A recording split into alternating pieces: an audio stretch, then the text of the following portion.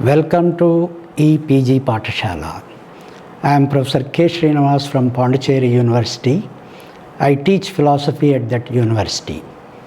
I am the course coordinator for Indian religion and philosophy in the subject Indian culture. In the module on Dvaita, we are going to learn the following objectives. What is Dvaita? The nature of supreme reality according to Dvaita.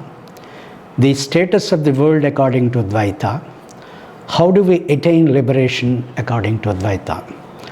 Dvaita being one of the most important philosophical systems, rather Vedantic systems, has its own significance in Indian philosophical thought. The propounder of this particular school of thought is Madhva. Like Advaita and Visishtadvaita, Dvaita is also a Vedantic tradition. The first systematic exponent of this school of thought is Madhva, who lived between 1199 to 1278. The other names of Madhva were Narayana, Vasudeva, Purna Prajna, and Anandatirtha. He studied under Achyuta Preksha, but he dissatisfied with his teacher's non-dualistic interpretation of Vedanta and decided to have an independent study. After several years of independent study and reflection of Vedanta, he arrived at Dvaita Vedanta on his own. According to Madhva, both Brahman and the real world are real. It appears that he wrote around 37 works, and the most important among them are Madhva Bhashya and Gita Bhashya. Apart from them, his commentaries on the Brahma Sutra and the Bhagavad Gita are equally inspiring. As a committed dualist, he advocated personalistic theism. He equated Brahman with Lord Vishnu and founded a sect called Sadvaishnavism. It is also known as Brahma Vaishnavism. This is the picture of Madhva which you are seeing. Well, coming to his epistemology, Madhva admits three valid means of cognition. They are perception, inference, and scripture or verbal knowledge. All other forms of knowledge can be brought under any one of these categories of knowledge. He defines valid cognition as the cognition of the object as it is. Such cognition is of two kinds: cognition as knowledge itself, keval pramana, and cognition as an instrument of true knowledge, anupramana. Cognition is of two types: valid cognition, which is the consciousness belonging to the knower, sakshijnana, and valid cognition, which is the consciousness belonging to the functions. They are called vrittis of mind and senses. The former is infallible, swata pramanya. The later is of three kinds. They are perception, inference, and verbal testimony. Memory is also a valid form of knowledge, although it is a form of perception, according to Madhva. Coming to perception, Madhva's doctrine of perception is the same as expounded in the treatises on Nyaya Vaiseshika. However, the followers of Madhva do not admit sixfold contact relationship between the senses and the object, and the distinction between indeterminate, nirvikalpaka, and determinate, savikalpaka forms of perception. The sixfold contact relationship cannot be accepted by Madhva because he rejected the relation of inherence called samavaya.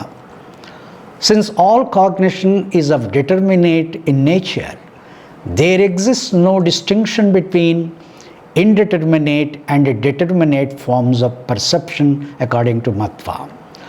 Every object possesses a determinant such as color, shape, size, etc., which is reflected in the perception of that object.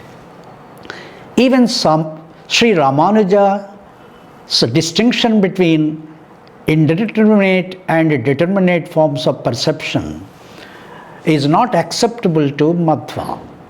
The other important source of knowledge according to Madhva is inference.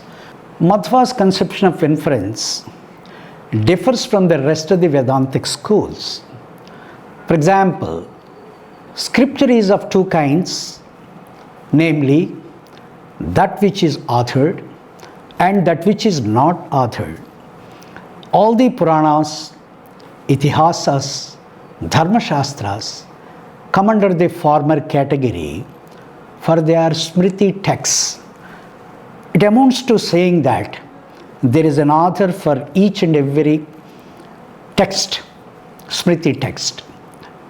On the other hand, the Vedas belong to the later category, for they do not have any author.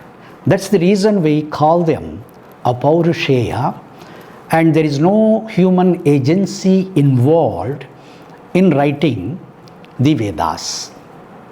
According to Dvaita, the Veda is eternal, and in this respect, it sides with Mimamsa, but both the forms of scripture are infallible in the sense they are highly acceptable to the followers of the tradition without any kind of doubt.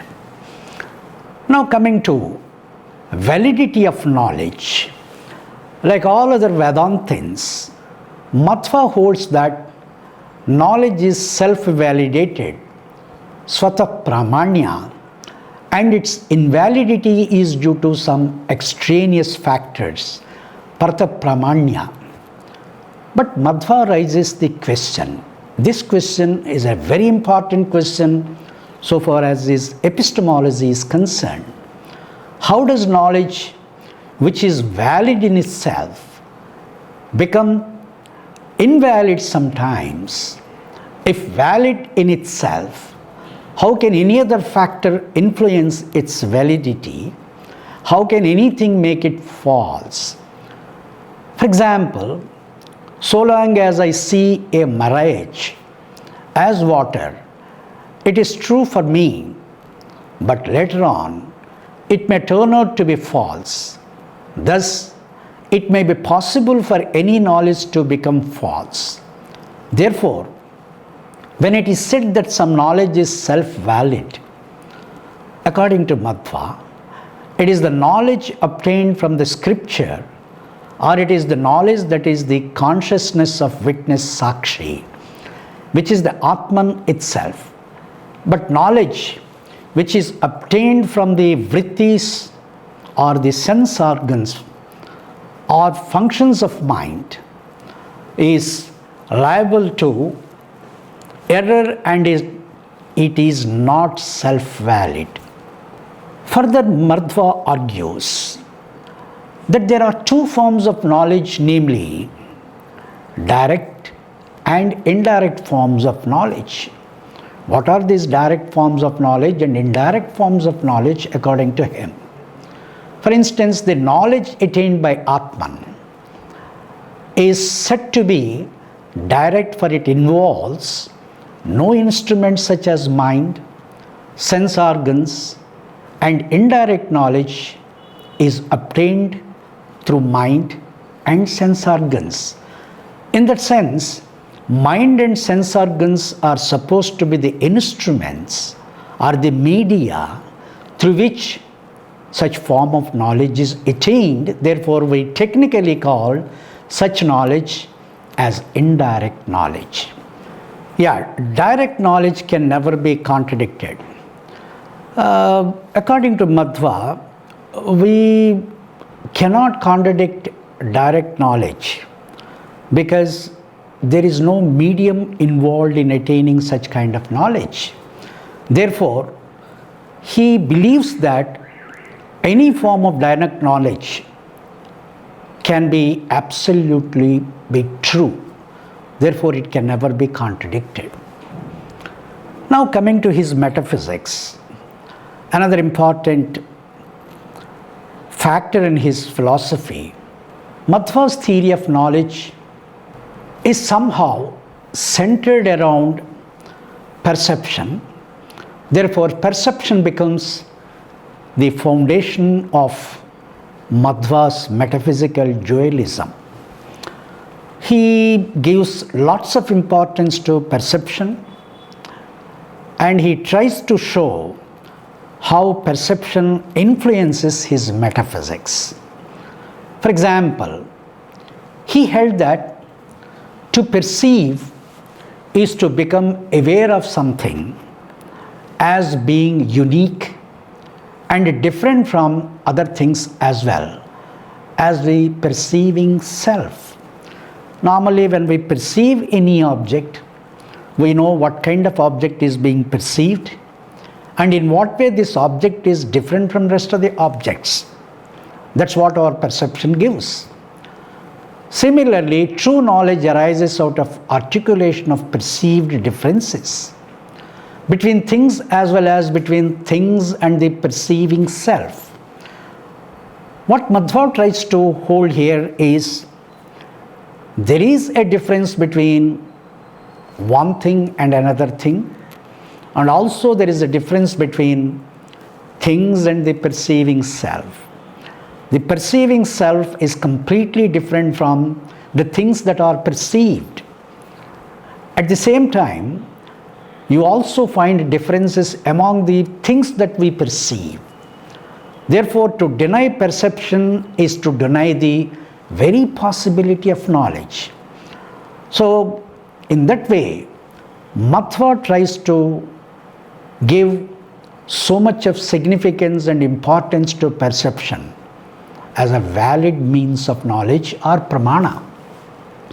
However, Madhva cautions us, especially those who affirm identity but deny the difference. According to him, perception necessarily implies the perceiver and the perceived as distinct existence.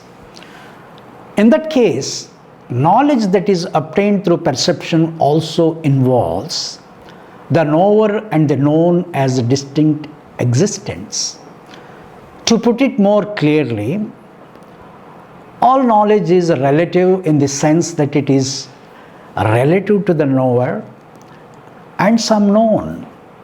As such, no claim to knowledge can conceivably reject this view without running into contradiction or absurdity.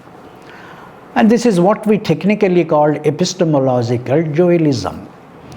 Whenever we talk about knowledge of the empirical world, there is always a polarity between the subject and object, the subject being the perceiver, the object being the perceived. This dualism persists in our day-to-day affairs of knowledge, and perhaps Madhva accepted this dualism in his epistemology. Further, based on this argument, Madhva rejects the tenability of non-dual, absolute knowledge. He says all knowledge being relative, it is highly doubtful whether there is any knowledge which is absolute in itself. It is clear from the above argument that Madhva is both an epistemological and ontological realist to the core. Well, in his realism, it is conspicuous that the reality or the world is real, and the objects existing in this world are also equally real. So thus he attaches significance and importance to the world of existence. In that sense, he is technically called a realist. According to him, we not only perceive the world as constituted by different selves and material objects, but in reality too, it is the case. The empirical world is real and pluralistic. We call it real because the objects existing in this empirical world are real, and since this world of objects has innumerable objects within itself, it is pluralistic in nature. Further, Madhva held that Brahman, the creator and the lord of the world, is distinct from the world. This point needs to be highlighted because Madhva says the world is real and the creator of the world is also real. Therefore, his philosophy is through and through a philosophy of difference or a distinctionism. Madhva recognized 5 fundamental and absolute distinctions among the following. They are, for example, he finds that there is a difference between Brahman and individual selves. You cannot equate Brahman with individual selves or individual selves with Brahman. They are distinct according to Madhva. Then there is also a difference between Brahman and matter. Brahman represents the spirit, the matter represents non-spirit. In that sense, both Brahman and matter, they are not identical. Then there is a difference according to Madhva. Then the third one is the difference between matter and the individual selves. Individual selves or the jivas are completely different from the matter. Now, he also talks about the difference between one individual self and another individual self, because one individual self is different from another individual self, that there is uniqueness in each and every individual self. The unique identity of individual self makes this individual self a specific individual. Therefore, one individual self is different from another individual self according to Madhva. Then he also talks about the difference between one material object and another material object. For example, a table is a material object, a chair is also a material object. A table is different from a chair, although both of them are called material objects. Also, Madhva divides the world into independent swatantra and dependent aswatantra beings. For example, there are certain independent entities within this world which can exist on their own. But there are certain dependent entities within this world which exist only when the other things exist. For example, let us talk about the relationship between substance and attributes. Substance can exist independent of attributes, but attributes cannot exist independent of subsist because the attributes subsist in the substance. Therefore, they are technically aswatantra. For instance, Brahman, who is identified with Lord Vishnu, is the only independent being according to Madhva. Selves, material objects are dependent upon Brahman for their existence. Here in this case, Madhva is very clear.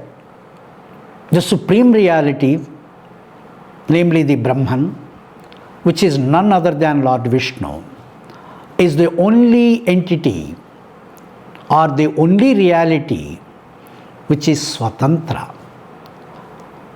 All other realities, especially the objects that are existing in this world, the world being real, they are dependent on Brahman for their existence, although they are real according to Madhva. Therefore, they become aswatantra. Now, coming to negation, this is one of the most important aspects that Madhva discusses in his philosophy or in his dualism. According to him, like Nyaya Vaiseshika, he admits that the reality of negation, but with a difference. What kind of difference does he see? According to Ramanuja, difference cannot be reduced to negation, for difference is positive, constitutive feature of the object itself. Madhva views differences in this similar manner. Then we have only three kinds of negation left. They are prior negation, posterior negation, and absolute negation. For example, his views on prior and posterior forms of negation are akin to that of Nyaya and Vaiseshika, but his views on absolute negation are different from them. According to Nyaya Vaiseshika, absolute negation is a negation of an object at all time and place except when and where it exists. For Madhva, the negation of the son of barren woman can be treated as an absolute negation. He argues that the idea of negation is to negate everything which is real, unreal, imaginary, possible or impossible. Anything can be negated. Now coming to substance, Madhva gives his own interpretation of substance or the nature of substance. What exactly is the nature of substance according to Madhva? He interprets substance as the material cause of change and also as that which comes into contact with other substances. For example, we cannot expect any change without substance. This is something called an absurdity, for instance. However, God, the supernals, and the Atman do not undergo any change, but only manifest themselves in different circumstances. Therefore, change in some cases is only a manifestation, as highlighted above. Substance, in other words, is that which undergoes change or manifests itself in one form or the other according to Madhva. It also comes into contact with other substances. For example, we notice that there are some external relations among the substances existing in this world. That is the nature of a substance. That means a substance cannot exist in isolation from another substance according to Madhva. There is always some kind of connection between one substance and another. That is what he calls the substances enter into relations when they are existing in this empirical world. Coming to the Atman, Madhva identifies Atman with witness consciousness or Sakshi. Jiva Sakshi or Sakshi Chaitanya, they are the other names given to this particular expression Atman. It is the nature of I consciousness. Like in Sri Ramanuja's philosophy, which is different from ego. It is the knower, jnata, doer, karta, and enjoyer, bhokta of the fruits of action. So ego is completely different from Atman. If you want, one can say the ego is the empirical consciousness or psychological consciousness, but this cannot be equated with I consciousness, which is pure self. The Atmans are atomistic and constitute a plurality, and each having a particularity of its own, Vishesha. That's what we say, the individual Atmans or the plurality of Atmans are known as jivas or jivatmans. And each jivatman has its own specificity or particularity. And one jivatman is different from another jivatman because each one of them possesses a visesha, a quality, a specific quality. They are absolutely dependent on God, Paratantra. However, all these jivatmans or the individual selves are dependent on God for their existence, who alone is self-dependent Swatantra. This clearly establishes the view that Madhva accepts that there are selves, but these selves are dependent on God for their existence. By nature, every Atman is existent, conscious and blissful, Satchit Ananda. Due to ignorance, Avidya, its original nature gets entangled with Prakriti.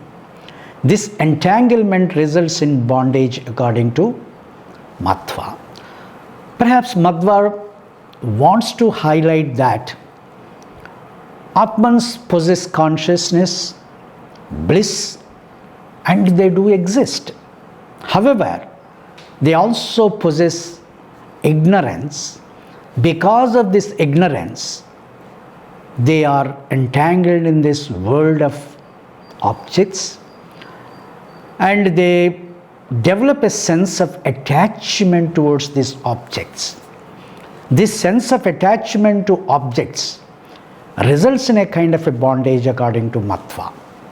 Every Atman is different from God, Prakriti and other Atmans.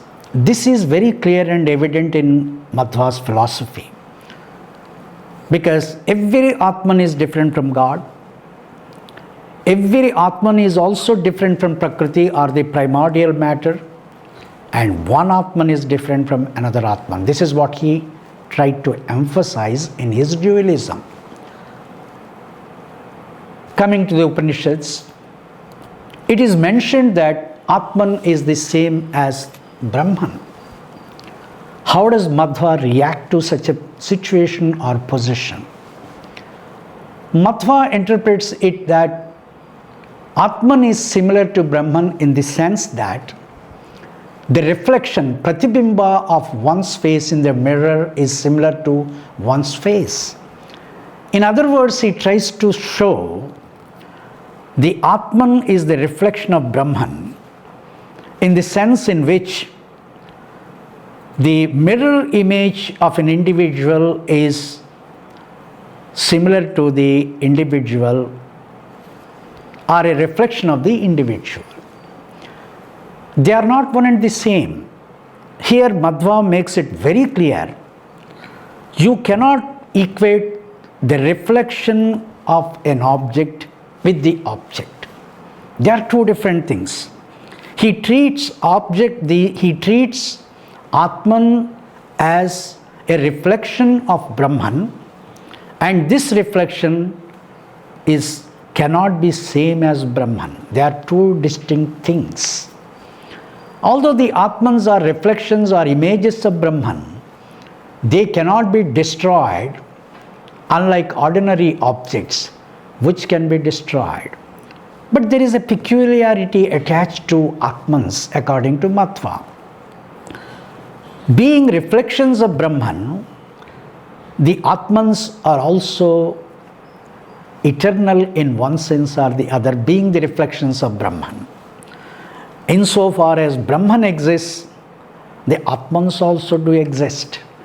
Just as Brahman cannot be treated as a non-existent, Atmans cannot be treated as non-existents too, because Brahman is something existent. This is the reason we call Sat. It is real. If Brahman is real, the reflection of the Brahman is also real. Insofar as Brahman exists, Brahman's reflections also do exist.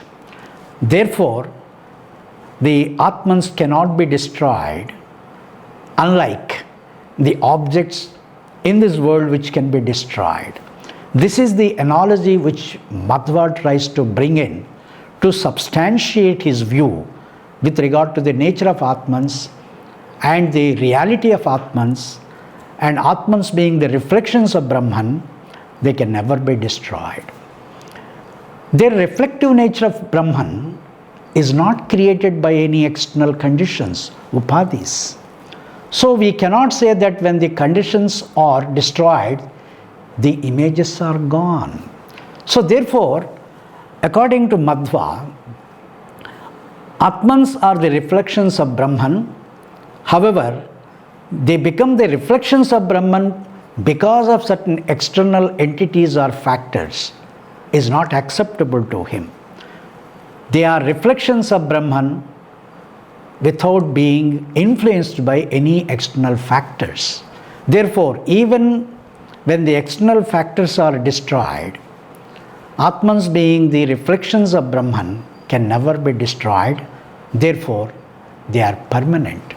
Both Atman and its consciousness are two particulars.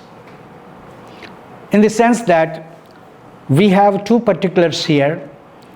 Every Atman possesses consciousness.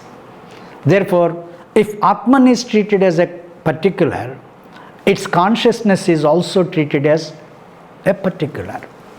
Now coming to Maya and Avidya, two very important and fascinating concepts that you come across in Madhva.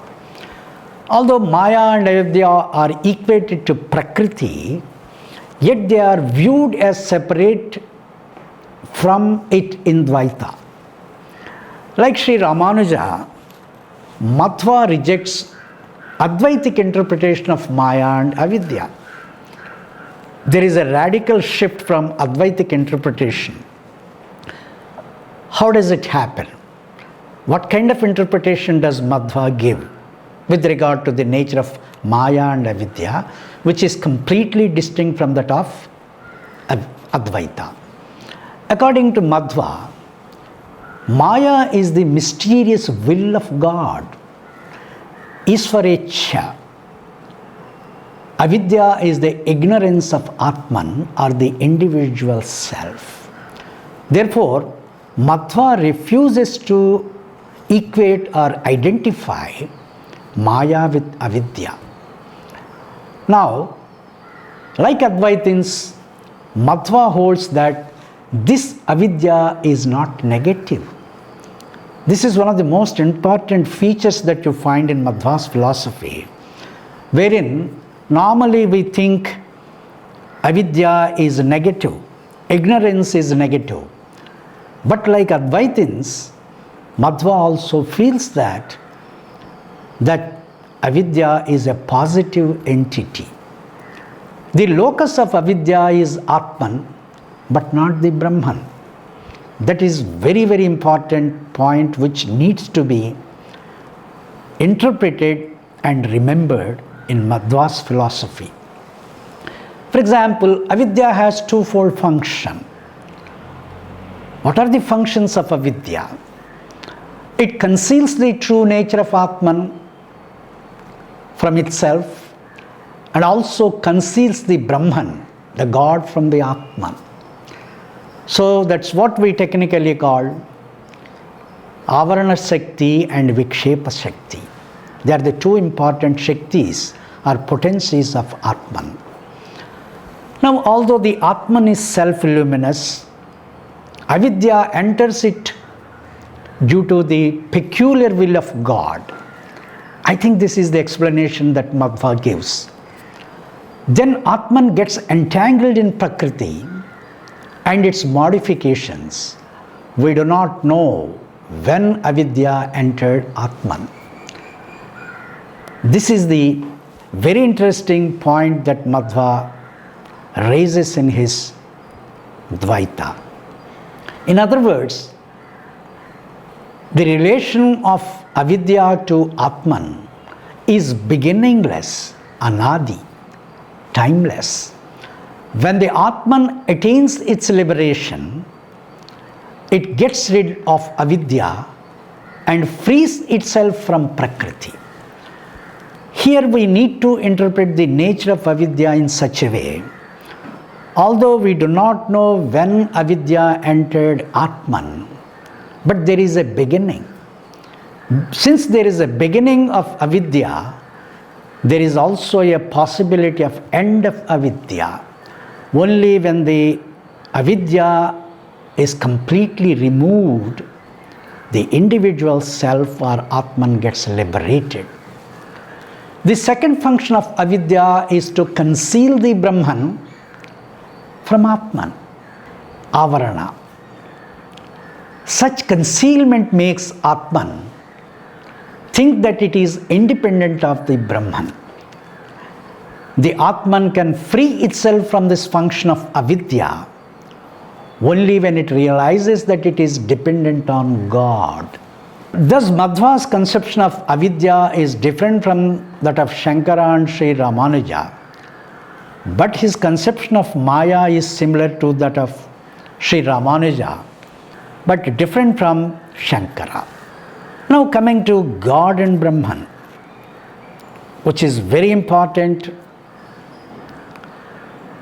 aspect in Madhva's dualism. Like Sri Ramanuja, Madhva identifies the personal God with Brahman and rejects the doctrine of Shankara that Brahman is bereft of qualities nirguna. Perhaps like Sri Ramanuja, Madhva does not accept the notion of nirguna Brahman. The Brahman possesses all the auspicious qualities and is the personal God himself. He is the creator, sustainer, and destroyer of the world. Therefore, Brahman, according to Madhva, is only sagunatmaka. The concept of nirguna Brahman is not acceptable to Madhva, like that of Ramanuja. But unlike Sri Ramanuja's God, Madhva's God is completely different from Atman's, Prakriti, space and time. Madhva, being the follower of Pancharatra tradition, believes that God is independent and self-dependent. God does not require anything for his own existence. God cannot be the material cause, for he can only be efficient and instrumental cause. This is one of the most significant points that Madhva raises in his dualism. If God is material, then he undergoes transformation, then such self-transformation affects his perfection. Since God being perfect, he cannot be the material cause. He must be independent of all such transformations. However, God can be the efficient cause. Because without God, nothing changes. It is through God any change takes place.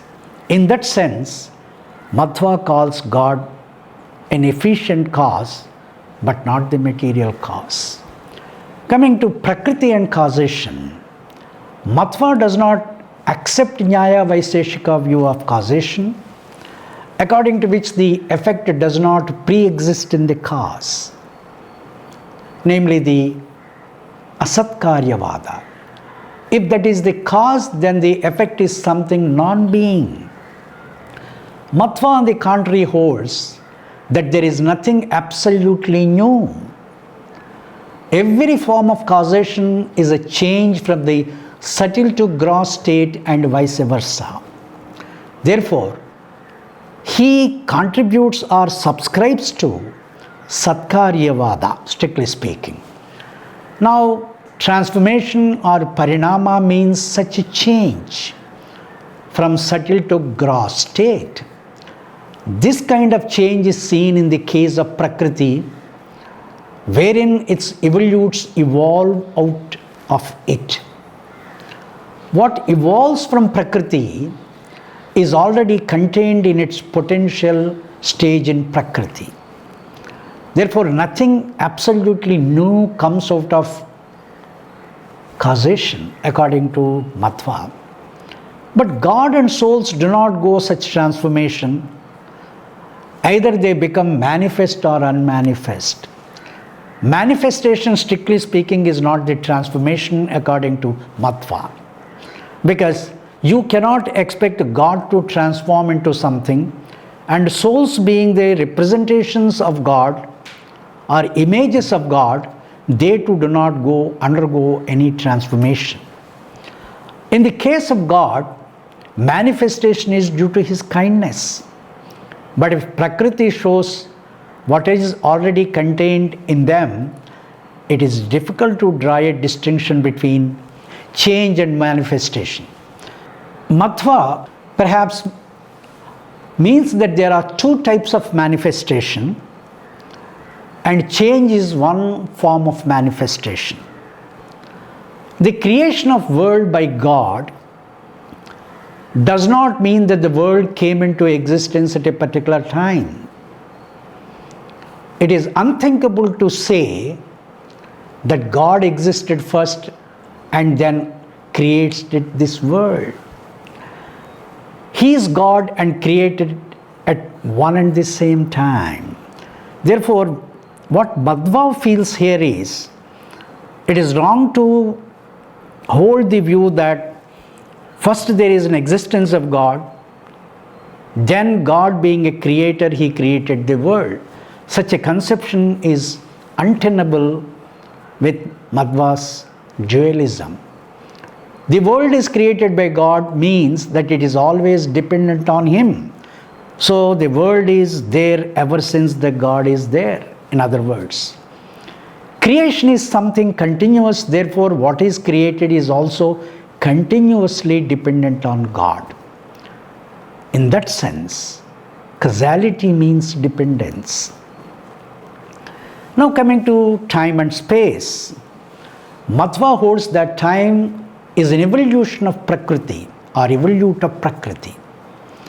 Along with cosmic reason, Mahat, all other evolutes evolved out of Mahat and exist in time. Therefore, time is real. Concerning space, Madhva holds that space is different from ether, Akasha. Space, Dik, is that which offers place for things to exist and move. So therefore, he refuses to equate space with ether. Ether is the origin of sound. It is one of the bhutas or one of the panchabhutas. Even Prakriti requires space to exist. Space is therefore a distinct reality, independent of Prakriti, because Prakriti is located in space, but space is not located in Prakriti according to Madhva. Although time and space are infinite, they can be infinitely divisible, and their divisions also are as real as the infinite wholes. The parts into which time and space are divided are also times and spaces. They are not durationless and extensionless points. Time and space cannot be inferred, for there is no major premise from which they can be inferred. They are perceived, but they cannot be perceived by functional consciousness or vritti jnana, but by witness consciousness, sakshi jnana. Now coming to liberation, one of the most important aspects of Madhva's soteriology, every individual has to get liberated from bondage. That is the ultimate goal of Madhva's dualism. Then how is this liberation possible? According to him, action leads to knowledge, and knowledge leads to love of God. There is nothing superior to self-surrender. The souls after liberation, they live along with the God in the same world, Salukya. They live near God, Samipya. They also become like God, Sarupya. They also enjoy together with God, solujya. However, they never become one with God. This is one of the most important features of Madhva's soteriology. God gives everything that is required for a soul that is liberated. But a soul can never be equated with God. For Madhva, the liberated souls do not form the body of God. They are completely different from God. Madhva holds that bondage is due to avidya and is positive in nature. It has the power of concealment and the power of projection. But avidya does not wield the original existence of Atman. It always knows its existence. God Himself is responsible for avidya in the Atman. Therefore, God has to be loved and worshipped in order to get avidya removed. How do we love God? According to Madhva, one has to worship God. Finally, one has to surrender to God. And once you surrender to God, God bestows His grace on you. Once God bestows His grace on you, you overcome avidya. It is only through direct and unmediated experience of God, which is technically called aparokshanubhuti, one can overcome avidya, in the sense that one needs to surrender to God, and this surrender is technically called prapatti. Not only the bhakti, but also prapatti is necessary to get oneself liberated. Now, for further reading, I request you to go through the e-text in order to know the full details of Madhva's dualism. Thank you.